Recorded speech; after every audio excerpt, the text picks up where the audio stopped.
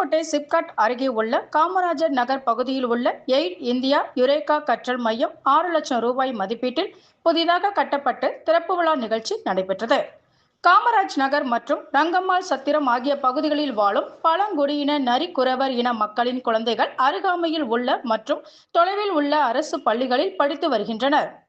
அவர்களுக்கு இன்றைய காலகட்டத்திற்கு ஏற்ப நவீனமயமாக்கப்பட்ட ஸ்மார்ட் டிவி உள்ளிட்ட உபகரணங்களை கொண்டு அவர்களின் கற்றல் திறனை மேம்படுத்துவதற்காக மாலை நேர வகுப்புகள் மற்றும் சிறப்பு வகுப்புகள் ஆகியவை சிறப்பு ஆசிரியர்களை கொண்டு தொடங்கப்பட்டுள்ள இந்த யுரேகா கற்றல் மையத்தை எய்ட் இந்தியா என்ற தனியார் நிறுவனம் இந்த பழங்குடியின மக்களுக்காக துவங்கியுள்ளது.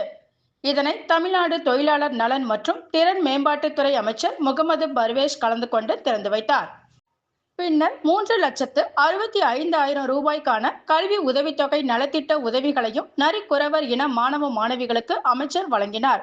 இந்த நிகழ்வில் எய்ட் இந்தியா மாவட்ட ஒருங்கிணைப்பாளரும் ஆசிரியருமான ராஜா மற்றும் நிர்வாகிகள் ஏராளமானோர் கலந்து கொண்டனர்.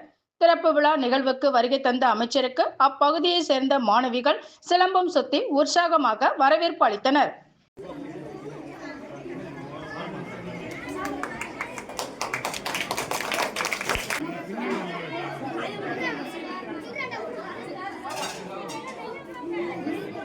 நல்லா பின்னாடி தள்ளுங்க பாப்பா, நல்லா தள்ளுடா, பின்னாடி தள்ளுங்க.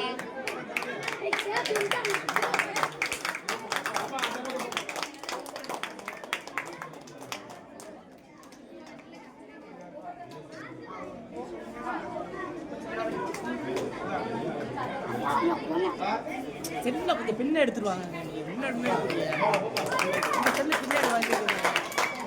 பின்னாடி போனாதான் தெரியுதா?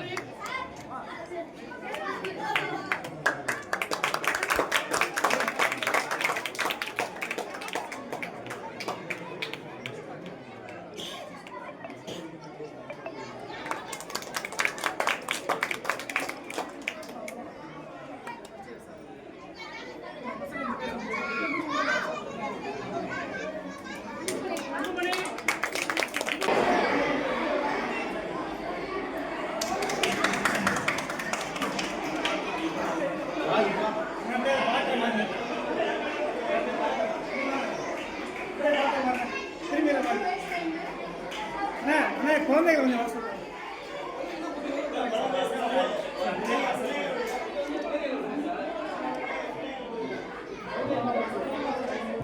குட்டி நீ தான் என் செல்போனை வரலையா?